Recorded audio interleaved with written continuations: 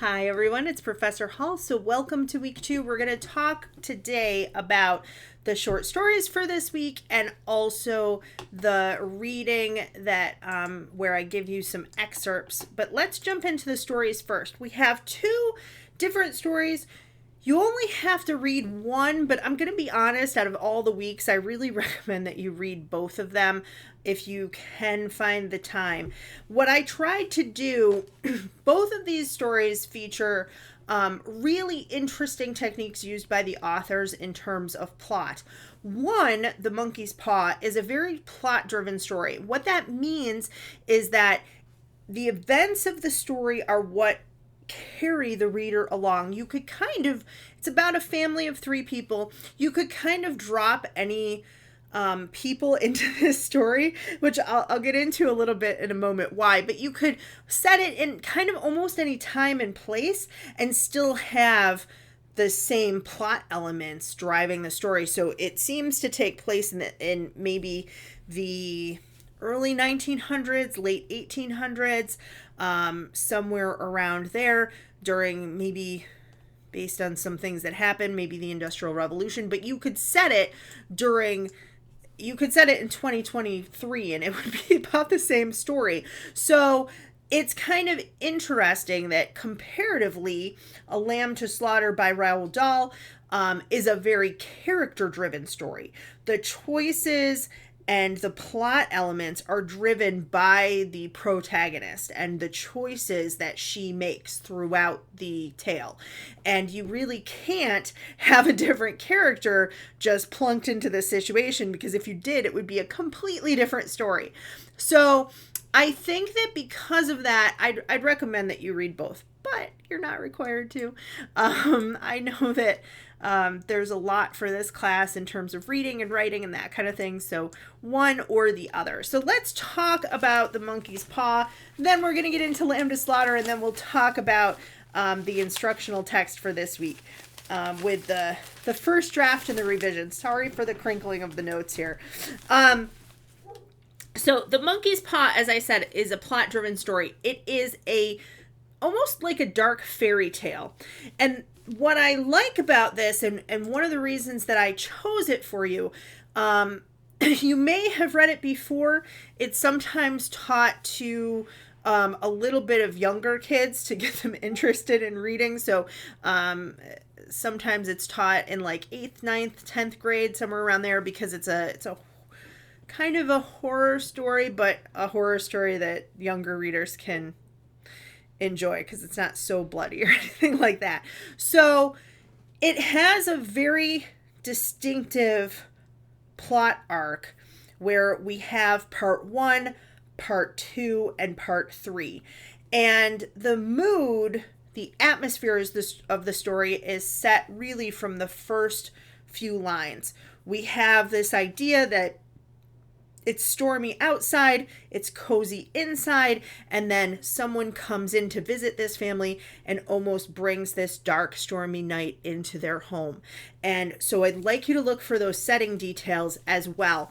But in terms of the plot arc, the inciting incident really happens almost from the very beginning of the story. We've got a little bit to set up the atmosphere to show you the setting, and then we have Sergeant Major Morris arriving at the White household and introducing this monkey's paw. Now, in books, but a lot of times in screenplays, there's this rule of 3 where you talk about the gun and then you show the gun and then you use the gun one time in each act. And here we kind of have the same situation with the monkey's paw. They talk about it and then they show it and then it's used and then it's kind of forgotten about and then it's used again. So we build tension, that rising action right from the moment that Sergeant Major Morris comes in. So we have some foreshadowing, meaning we have some hints about what's going to happen later on in the story. We have descriptions of him that show that he is not well. He's got a blotchy face, he's whitened, and we build up tension. his tension kind of is broken for a moment at the first wish. So if you remember that plot arc, it's almost like, and then we have a little bit of a dip, and then back up again, like a little roller coaster. Nothing seems to happen for a little bit in part 2. We have kind of a relief from the tension.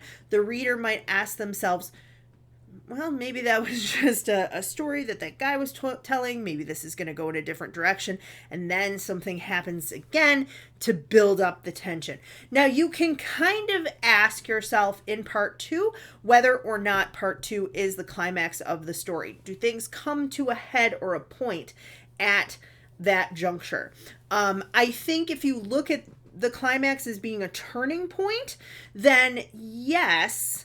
If you look at the climax as being the highest point of tension, no, because that, in my opinion, occurs in part 3. So again, for part 3, we have that turning point, kind of a twist of something that happens, and then there's again kind of a break of tension.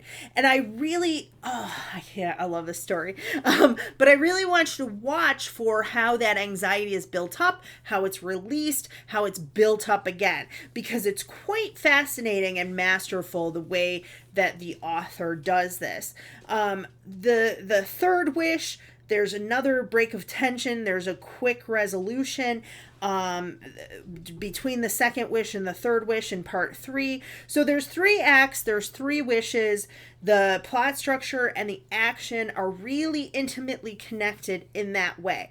And there's also some universal themes here to look for. What is the author trying to say about social class, about family, about grief? The characterization, though, as I said in the beginning, I don't think that it matters as much. I think you could have almost any family, almost any set of parents with any child, as long as they were a functional family and getting along.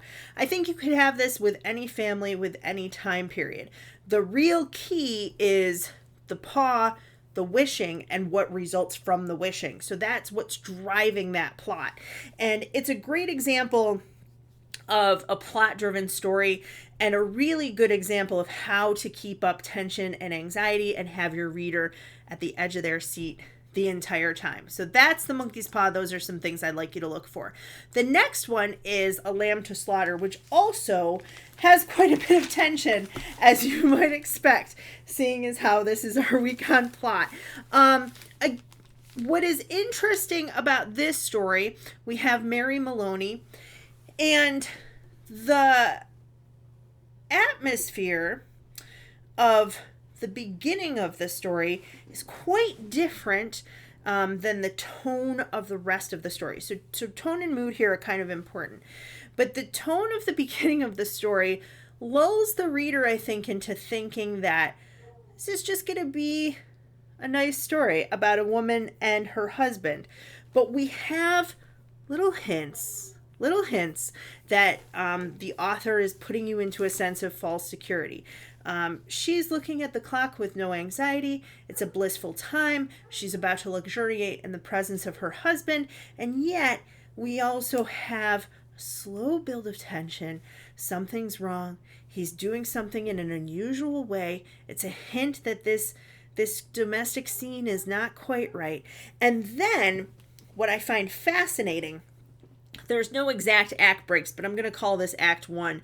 We have this line, and then he told her. And what I find fascinating about this is that in any other story, this would be the climax, and it would be the height of tension. It would be the turning point. And in this story, it's not. It's the inciting incident. He tells her something. Mary's husband tells her something. And what he tells her is not seen by the reader. Sorry about the barking in the background. My dog saw a little kid biking across the street and got quite upset. So now that that's calmed down, I'm back. So we have the what he tells her is deliberately off page. It's up to us to kind of guess and infer what he is implying. based on his demeanor and her actions and all of that kind of thing. So this really serves as the inciting incident, sets us up for what I'm calling Act 2. And in Act 2, we see what Mary Malone does in response to the news. Again, what she does in any other story would be the climax, and here it's not. It's a piece of rising action. So we have him telling her something, and that is the inciting incident. She reacts to it, and that is just one piece on our climb up the mountain toward the climax of the story. Excuse me.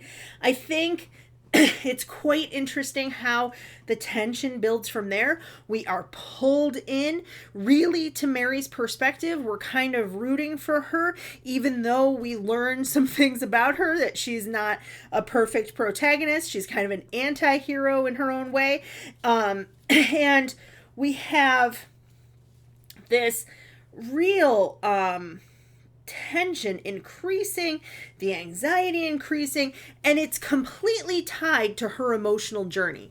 So she's going shopping for food. She's preparing dinner. She's making lamb for supper. And all of that is some mundane activities, but because of her emotional state, the story is carried along. So look at what she says and does versus what she's thinking and feeling. Look for how the tension is building to this pressure point, how you as a reader are really intimately tied to Mary and kind of rooting for her, even though you might not really want to.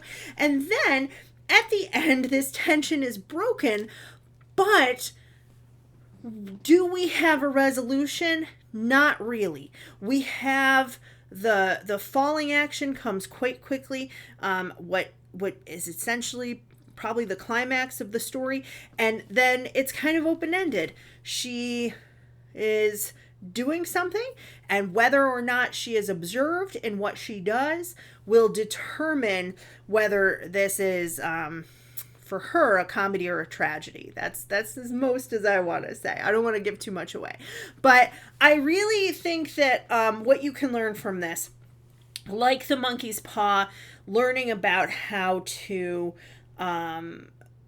build and increase and keep tension going, learning how to play around with that plot structure. When do you have your inciting incident? What does your exposition look like? This definitely has a little bit of an exposition in terms of setting up the scene, establishing the main character, all of that kind of thing. Thinking ahead of time about characterization, you certainly can, even though we're going to talk more about that next week. But it really is, to me, it's an interesting story, and I hope that you're able to read both, because I think that they're both enjoyable and they have a lot to say. So our sample for this week on plot is, if I can pull it up here so that I can look at it while I talk about it. Okay, so it's a little bit longer than some of your other samples because I really wanted to, for this week especially, show you the importance of revision and talk about, from my perspective, some mistakes that I made as an author myself. So the samples come from a book that I wrote and published called Sutherland. It's a Gothic novel, it's historical fiction, and it's based on the lives of the 7 Sutherland sisters. This family from my hometown, they were circus performers in the late 1800s and the 1880s through about 1920. They also became models. They were selling like snake oil hair care products, kind of like social influencers today. They would travel to different places and model, and they had hair that was 9 feet long, 7 feet long. I think the shortest was 5.5. So the first version, I wrote 7 versions of this book, 7 or 8, before I decided on one and published. And some of those versions I wrote like 10, 15 pages. Some of them I wrote like 150 pages and just scrapped it because it was not working. So the first version is done in letters, and it starts, and it was supposed to be letters and diary entries and things like that. And I talk about how the first one doesn't work because the pacing sucks. It was a narrative exposition that, and I put in here, it goes on like this for 13 pages. Literally nothing happens. So what I'd like you to look for, mistakes that I made that you can learn from. There's some info dumping about the setting and the place, set in Niagara Falls area. It begins in 1812, so the time period is far away from the main story I wanted to tell. There's a lot of telling, which I talked about before, instead of showing. There's some flowery descriptions, but mostly it's an issue with the plot. There's no inciting incident. There's nothing to start building up that tension. And because of that, reading it just myself, I could tell, as a reader, there's nothing to pull me in. There's nothing to hook me in. There's nothing interesting there. The second version is actually, I think, a little bit of a better style, but I wrote 63 pages of this book, and it was only spanning 1862 to about 1863-64, but they don't join the circus until 1885, and that's where the real story is. Nobody wants to read 180 pages is what it would have ended up being before they got to the circus. And nobody wants to read about a family of poor chicken farmers on a failing chicken or turkey farm, just living in poverty and living through the Civil War. It's just boring. It's just boring. I actually don't think, if I was telling a different story, it would not have been bad. If I was writing a historical romance novel set during the time of the Civil War, I could have brought her out of poverty a little bit sooner than what happened in real life. But there is a lot to learn there. There's some really nice imagery, but there's a phrase in writing called "kill your darlings," and that means even if something sounds pretty, if it doesn't work for the story, you got to get rid of it. Version 3 starts where the last remaining sister ended up, and that is in a very dark place. And the problem with version 3 is that I don't think you can get hooked in to this family's story if you know ultimately where they ended up, because it's sad. And so why read about their successes if that's not really how they end? And I thought it's really too depressing of an exposition, and it just didn't work. So then the next version I give you guys is the published version. I decided to tell it from a different point of view. There were these people that worked with the family and substituted for them, and then ended up becoming part of their circus act. And the one woman who did that went on to be quite successful in her own right, and eventually had a wonderful marriage and family and all of that. And so I thought, I could tell it from her point of view. I can have her watching this family. I can set the atmosphere and have them be kind of spooky, and she's kind of like normal. It comes from a more normal family. I can have an inciting incident where they kind of entice her to come and be part of their family, and that's essentially what's going on in the first couple pages. There's still some nice imagery, but in terms of hooking the reader in, I think it does a much better job than all of the other versions. So some of the problems I struggled with this book obviously had more to do with point of view and that kind of thing, but I think the biggest thing I struggled with was just how to tell this story and how to do the plotting and the pacing. And I had never written historical fiction before, so there were a lot of period details involved. Getting some details in, but not too much, establishing the setting without info dumping, like you can see in the first version. It's very awkwardly written.